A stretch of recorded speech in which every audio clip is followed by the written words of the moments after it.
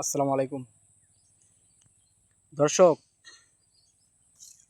আমাদের বাড়ি যাদের মিডল ইস্টে দেশে বাংলাদেশের মধ্যখানের দিকে আছে, তারা হয়তো আসলে বর্ডার বা ইন্ডিয়ার কাছে আসলে তাদের অনুভূতিটা অন্যরকম লাগে। আমি এখন বর্তমানে যেখানে আছি, এই যে দেখেন সামনে যে তারকাটা দেখা যাচ্ছে, ওটাই ইন্ডিয়া।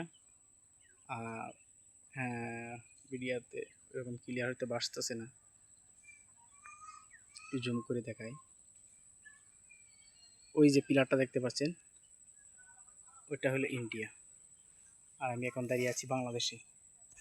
এই যে একটু কষ্ট করে দেখাই আপনাদেরকে, ইন্ডিয়ার বেড়া তারকাটা। আর আমি ওই রাস্তা দিয়ে আসছি।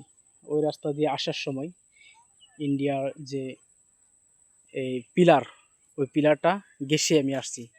এক কথা বলতে গেলে আমি ইন্ডিয়ার মাটি পেরে এখানে আসলাম, ইন্ডিয়ার মাটি দিয়ে হেঁটে আসলাম এখানে।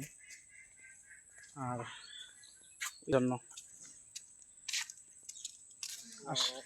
ওয়ালাইকুম আসসালাম। ভাই কি বাংলাদেশি না ইন্ডিয়া? ইন্ডিয়া আপনি? আমি বাংলাদেশি। ভাই হাতটা মিলাই যান। ভালো আছেন? মুসলিম না? মুসলিম। মুসলিম, ওকে, ধন্যবাদ। তো আপনি ওই যে আমি ওই পাশ দিয়ে আসলাম, এই যে এক ভাই, উনি হলেন ইন্ডিয়ার। আমি ওই পাশ দিয়ে আসছি, কিন্তু অনেক ভয় লাগতেছে যে ইন্ডিয়ার মাটি পেরে আসলাম, ইন্ডিয়া মাটি হেঁটে আসলাম। তো বাজারে যাচ্ছেন কি? দশজনক বাজারে না? আমি বাজারতে আসছি। বাজারতে আসছি, ঠিক আছে ভাই, ধন্যবাদ। দেখতে ভালো আপনাকে। আসলে এখানে আসলে অনুভূতিটা অন্যরকমই লাগে। তো আমরা যারা বর্ডারের কাছে না, আসলে ওইটার অনুভূতিটা বা আনন্দটা তারা বুঝি।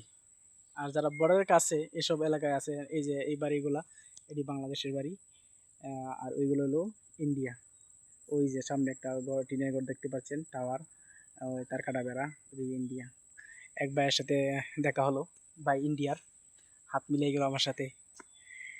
তো আসলে আমরা যারা দূরের এরকম বর্ডার পাস আসলে খুব ভালো লাগে।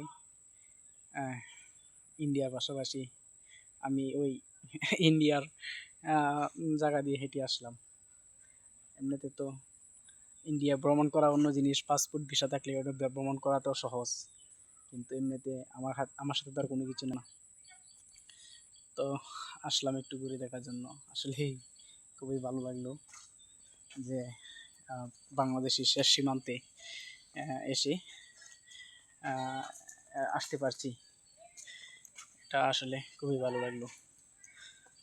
তো আসলে এখানে ইন্ডিয়ার সীমানা দিয়ে যখন হেঁটে আসছিলাম, তখন একজন আমাকে বলল যে এখানে ভিডিও করেন না,